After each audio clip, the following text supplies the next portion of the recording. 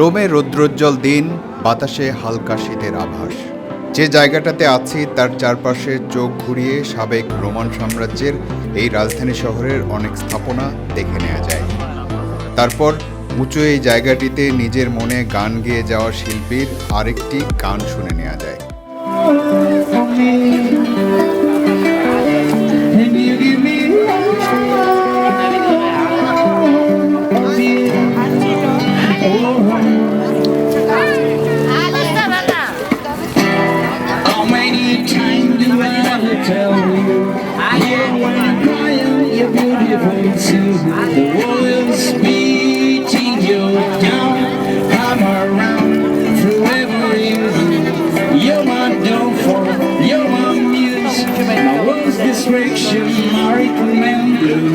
You can't stop singing, it's ringing of you. As I'm the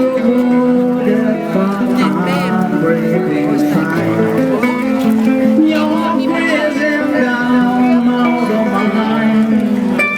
'Cause all of me loves all of you. Love your curves, all your edges, all your perfect imperfection.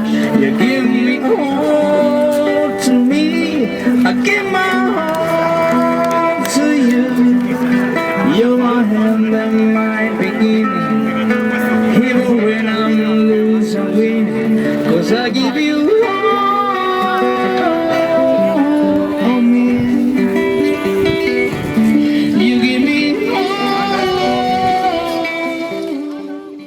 Train station থেকে শুরু করে পর্যটন spot, কিছু মানুষকে দেখবেন খুব ছোট আয়োজন নিয়ে চমৎকার গান গাচ্ছে। চাইলে কিছুক্ষণ দাঁড়িয়ে শুনে নিলেন, ভালো লাগলে 2-4 পয়সা দিয়ে দিলেন। প্রাচীন এই চত্বরটিতে অনেক পর্যটকের ভিড় থাকে। এটা রোমের অন্যতম দর্শনীয় স্থানও বটে। এই জায়গাটার নাম কি আসলে? এই জায়গাটার ইটালিয়ান ভাষার নাম বলে পিয়াজা দেল পপোলো, অর্থাৎ হচ্ছে ইংরেজিতে তোমার পিপল স্কোয়ার, জনগণের মানে একটা সমাগম।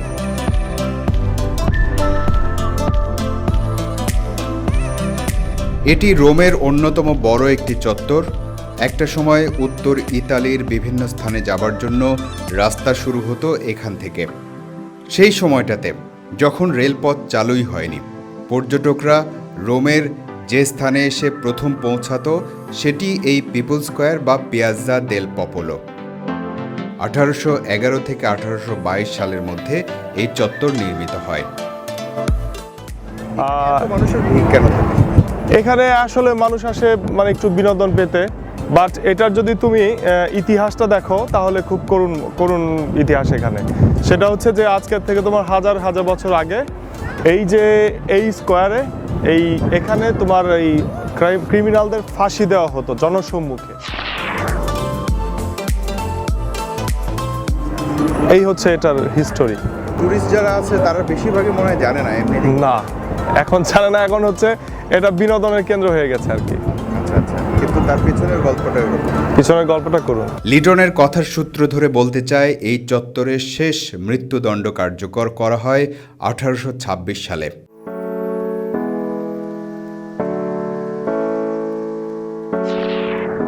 চত্বরের ঠিক মাঝখানটায় অনেক উঁচু লম্বা দণ্ডের মতো একটা স্থাপত্য আছে। এটার বাংলা নাম কি জানি না, তবে ইংরেজিতে একে অবেলিস্ক বলে।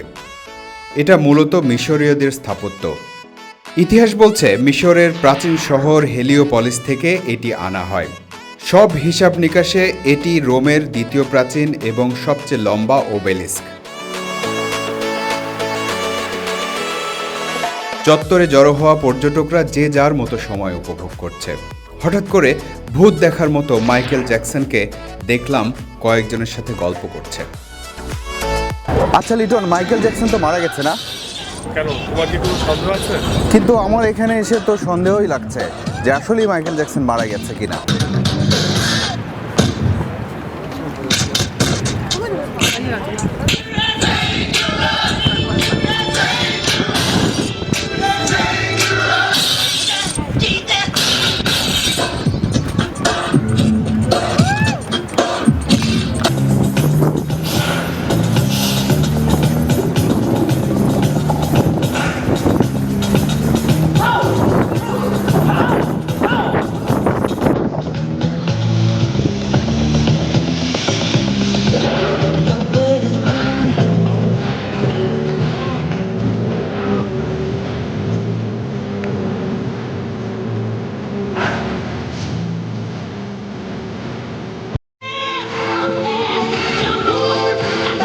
না, এই ভদ্রলোক সত্যিকারের মাইকেল জ্যাকসন নয়। এভাবেই নিজের দক্ষতা দিয়ে মানুষকে বিনোদন দেয়। তার জীবিকার উপায়ও হয়তো এটাই, কারণ এমন পারফরমেন্স দেখে মানুষ কিছু না কিছু দেয়। মাইকেল জ্যাকসন এইভাবেই বেঁচে থাকুক, বাংলাদেশিরাও কিন্তু আবার কম যায় না।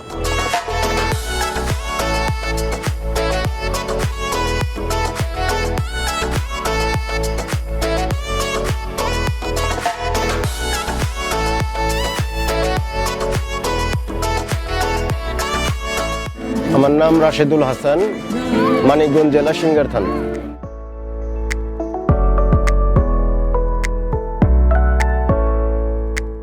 আপনি রোমে কতদিন হলো আছেন? রোমে 4 বছর। আপনি এই যে শিল্পের কাজটা, এটা কতদিন ধরে করেন? এটা 1 বছর ধরে করি।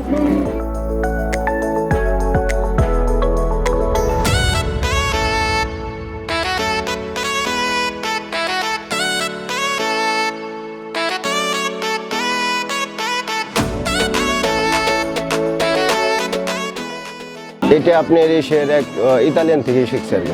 কি কাজ এটাকে বলে? এটার spray art, spray art. Spray art বলে আর কি এটাকে।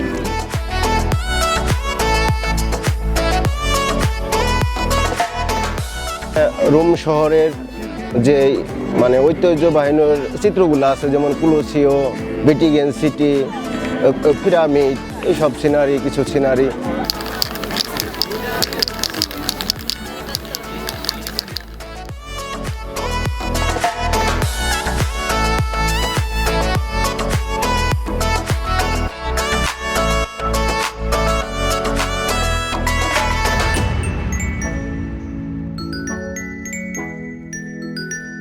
কেমন প্রাইসে বিক্রি হয় এগুলো?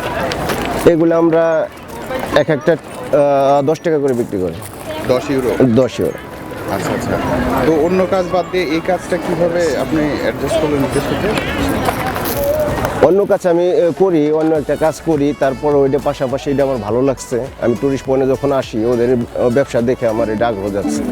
আচ্ছা, ভালো ইনকাম হয়? হ্যাঁ, ভালো ইনকাম। ওরা এক একজনে 700-800 ইউরো করে এক এক দিনও নেয়, যেমন শনিবার রবিবার আসে।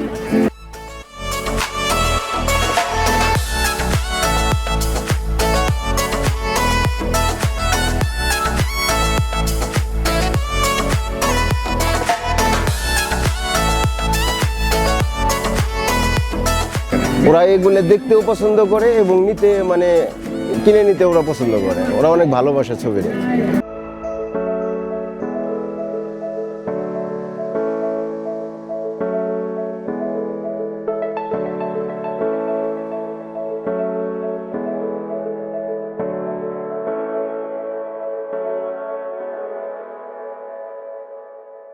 আমি একজন বাংলাদেশি, মানে বিভিন্ন ইউরোপের যেগুলো দেশের টুরিস্টগুলো আসতেছে, ওরা আমার সালুতা দিতেছে, ওরা আমার ছবি তুলে নিতেছে, ওরা আমার সিগনেচার নিতেছে, ওরা খুব আগ্রহ।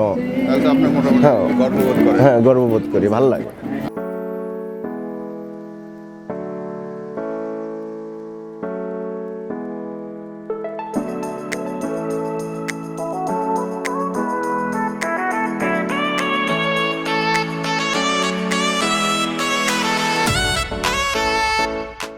এই যে ভদ্রলোক এক হাতে ভর দিয়ে শূন্যে দাঁড়িয়ে আছেন ঘন্টার পর ঘন্টা, কিভাবে পারছেন?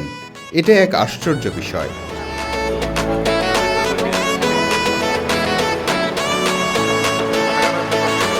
আশ্চর্য হচ্ছেন ছেলে বুড়ো থেকে শুরু করে অনেক পর্যটক। এখানে এটাই তার জীবিকার উপায়। আচ্ছা, এই ভদ্রলোকও কি বাংলাদেশি? ঠিক জানি না, কাছে গিয়ে জিজ্ঞেস করেছিলাম কিনা সেটাও মনে করতে পারছি না। তবে এমন ঝুলন্ত মানুষের সাথে ছবি তোলাটা বাচ্চাদের জন্য অবশ্যই অনেক মজার। ওদিকে মাইকেল জ্যাকসন সাহেব আরেকটা গানের তালে নাচ শুরু করেছেন। এই পিয়াজ্জা দেল পপোলো থেকে যাবার আগে কিছুক্ষণ মাইকেলের গান আর নাচে ডুবে থাকতে চাই।